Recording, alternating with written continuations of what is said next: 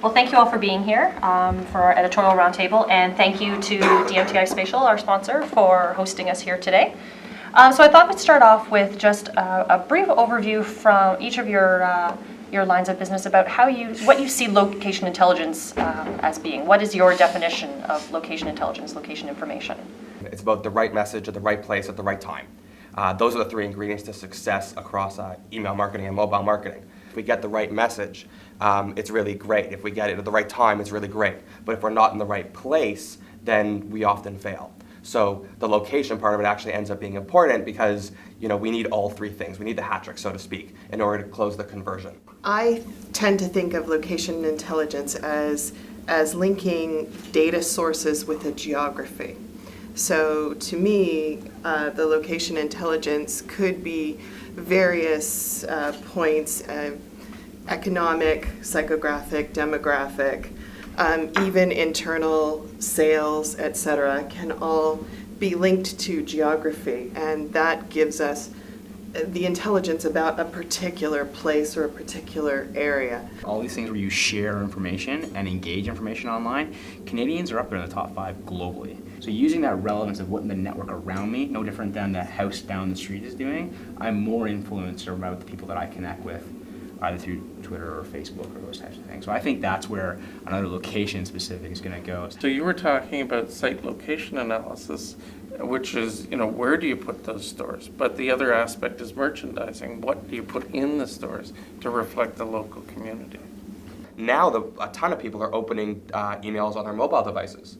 So when we plot where you locate, and you might live here or here or here or here or here or here, because you're walking around checking emails on your device. So we don't know what you might be closest to 7 different Loblaw stores. We can't figure it out. So that ends up being a challenge. You've added something to your cart, then you leave, and you don't buy it. Do we send you an email that says, you forgot this in your cart? That's a little creepy, that kind of stuff.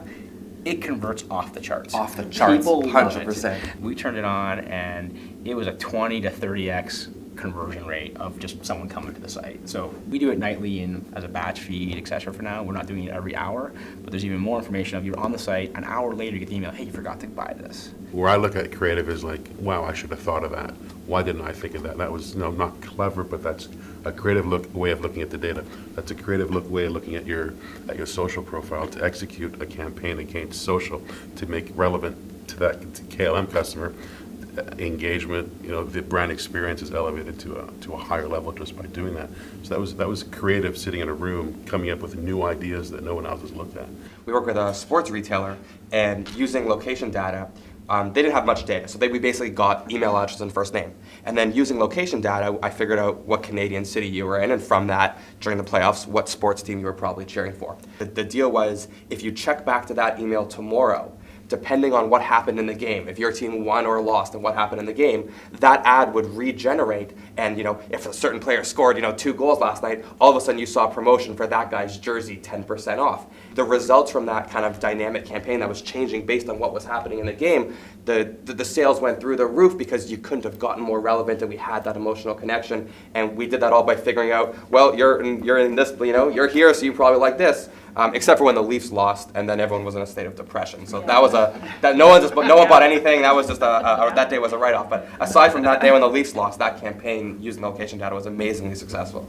So these banks that you talk about that are on the corner, now there are about 5 or 6 different services under the same roof. It's becoming more of a destination, not just a place to get your groceries. And I think that's the continuous evolution too, I think, is the offering of service, and it becomes more of a place I'm going to happen to stop, not just a place I go to get groceries. You cannot just keep doing the same thing. You have to continually keep up to date with what's happening in the market and how you're interacting with the customers, because what worked yesterday isn't going to work today. I think we're going to see a lot more of that. The location is what's going to trigger the message. And that's coming. It's not here yet, but certainly when we talk about location data, often we talk about big data at the macro level, but zooming down to the micro level where I'm on aisle 4 at my local Loblaws, so I'm seeing Cheerios ads. I have an email ready to go on Sunday, depending on what the weather's like in Ontario. I do. I absolutely do. And it's because I have an amazing opportunity to offer amazing sunglasses. But if it's not sunny in Southern Ontario on Sunday, that's not going out at 8 a.m. But if it's raining, I have another email ready to go. Well, thank you very much, everybody. I appreciate your time and your input. This was great. Thank you. It's interesting.